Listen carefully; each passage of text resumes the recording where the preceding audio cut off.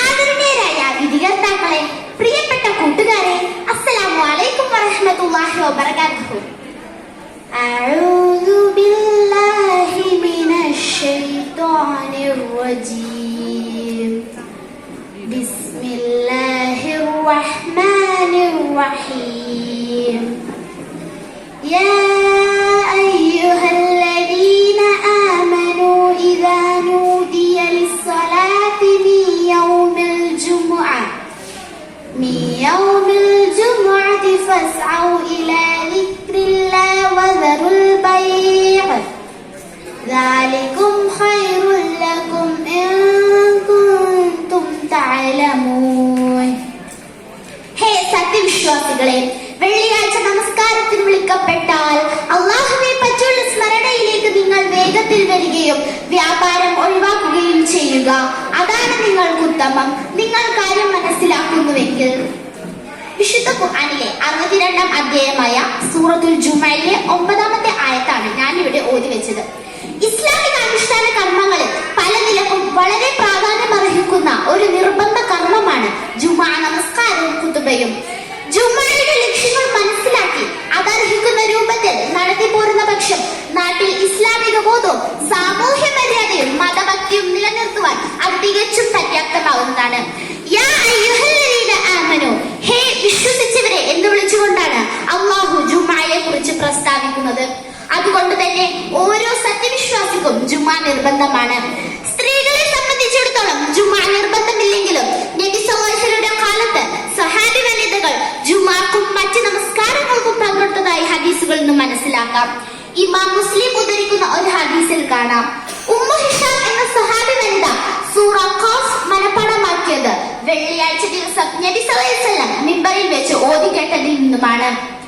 തുടർന്ന് അല്ലാഹു സുബ്ഹാനഹു വ തആല സത്യവിശ്വാസികളെ വിളിച്ചതിന് ശേഷം പറയുന്നത് ഇദാ നൂദിയ ലിസ്സലാത്തി മിൻ യൗമിൽ ജുമുഅ, ജുമുഅ ദിവസത്തിലെ നമസ്കാരത്തിന് വിളിക്കപ്പെട്ടാൽ എന്നതാണ്.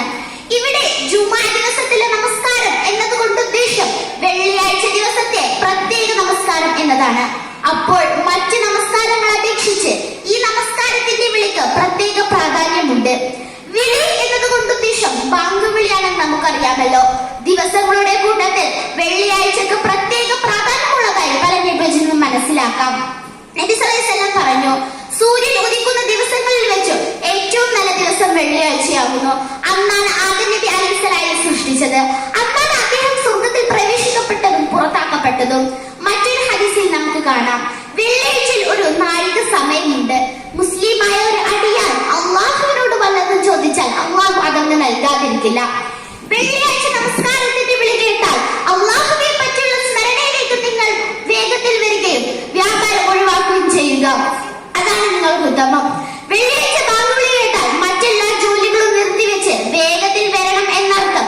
ജുമാക്ക് പുറപ്പെടേണ്ടതിന്റെ അവസാന അവസരമാണ് ബാങ്ക്. കഴിവതും നേരത്തെ പോവുകയാണ് വേണ്ടത്. നേരത്തെ പോകുന്നതിന് കൂടുതൽ പുണ്യം ലഭിക്കുമെന്ന് നബി സല്ലല്ലാഹു അലൈഹി വസല്ലം പറഞ്ഞിട്ടുണ്ട്.